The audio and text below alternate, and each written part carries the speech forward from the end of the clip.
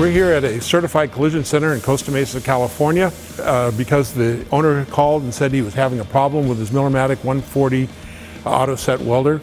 So what I'm going to do is show you how to diagnose the problem and then take it apart, do a maintenance, and get it all set up for making a particular weld. Foremost thing that we need to do is look at the safety for our technicians. The first thing we're going to do is we're going to put on a welding jacket.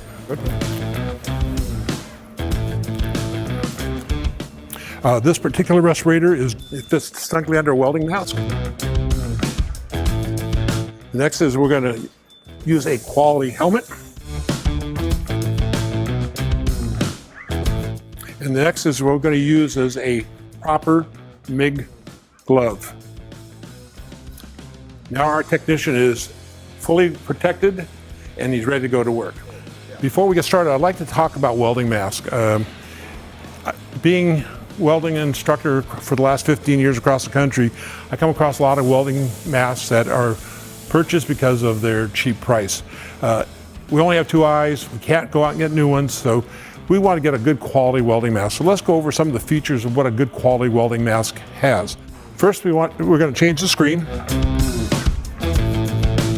It slips into the mask like so. Again, you want to make sure that you can, if you purchase a mask, that you can get the screens readily available. A lot of times that the screens aren't available after you purchase, and it's like trying to see through a windshield that is dirty. You can't do it. The sun will reflect off of it, so we always want to keep our screens. Next, we want to look in the back side, and we want to make sure that if it has the ability to put in a Doppler. Most technicians have to do close-in work, and if you don't have this feature, it really hinders the technician. If you don't have that feature, here is a pair of safety glasses from Kent Automotive. These are a 2 Doppler, so they could wear these instead of using the magnifier inside the helmet. This welder has a problem with bird nesting. As you can see, the wire keeps jamming on them. So we're going to diagnose the problem, and then we will do a little maintenance at the same time. Okay, the first thing I'm going to do is I'm going to remove this wire.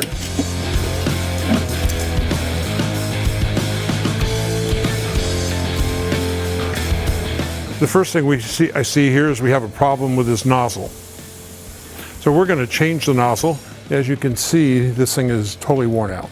These need to be checked on a regular basis to make sure that they are giving you the proper amount of shielding gas going around your weld. Okay, so next thing I'm going to do is I'm going to replace the wire, and I'm also going to take the contact tip off.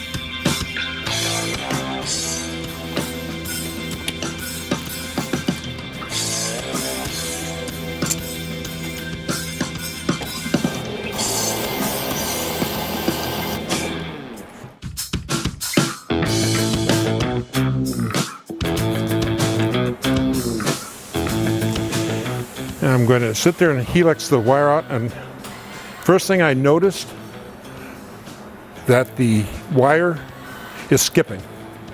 I can feel it in the trigger, it's going on and off, and one of the problems with that would cause a bird nest. Could be a contact tip. Well, we replace the contact tip. We'll check the tension, but the biggest problem I feel is that it is in the gun liner. So let me show you how to replace a gun liner. We're going to turn off the machine. We're going to loosen this up here. I'm going to take the wire, loosen this up here, and we're going to take the gun out.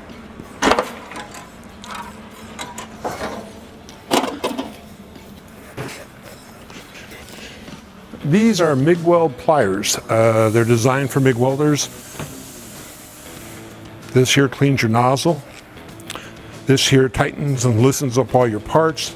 This cuts your wire, and this pulls your nozzle off. The first thing we're going to do is loosen this up.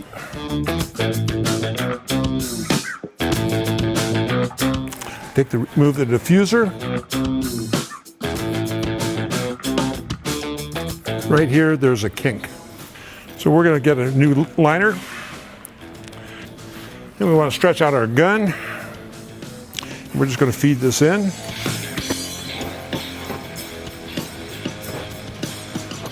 Next, we're going to cut the wire.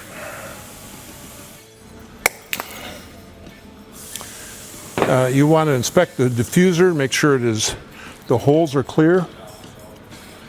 This is where your argon CO2 gas comes out of.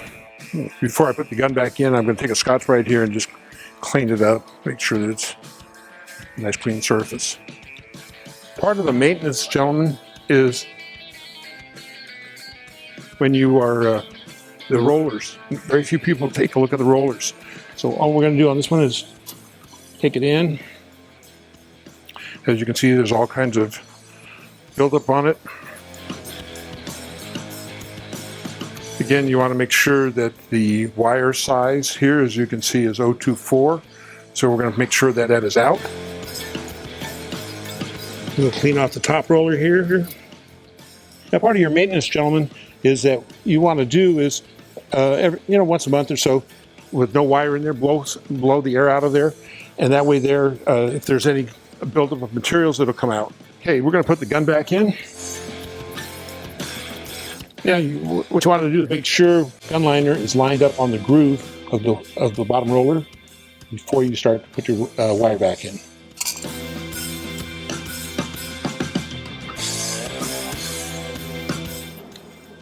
Okay, so we're going to put the new contact tip on. The gun is ready to go. So let's talk a little bit to see if we have to make any adjustments on here. It feels like it's a little bit on the tight side, so I'm just going to make a slight adjustment. The proper way to adjust this is come on over here, turn it all the way up, and you turn it down until you start feeding the wire out. It'll start slipping, and as soon as you feel it grabbing, turn it another half turn. I just turned it down, and that feels real good. We're going to take the cap off. First thing we want to do is blow out any dust that's in there.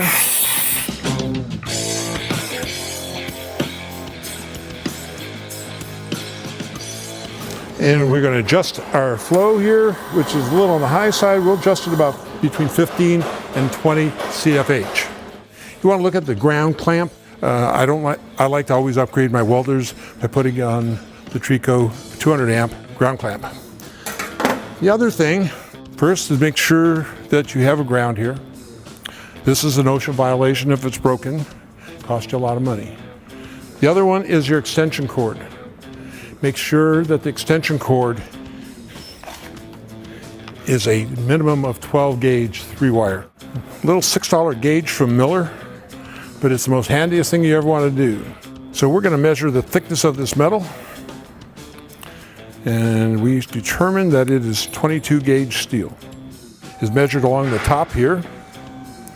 This is 035, 030, 024, so this is 024 wire. The wire that we are using today is ER70 S6. So we're going to come over here to our chart here.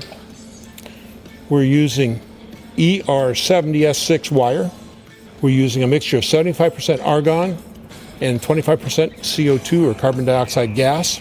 The wire size is 024. The thickness of our metal is 22 gauge, so we come over here. So we're going to set the thickness down here, which is 3, and 50 on the wire speed. We'll make a test weld and adjust accordingly. That's how you set your welder for what you're welding.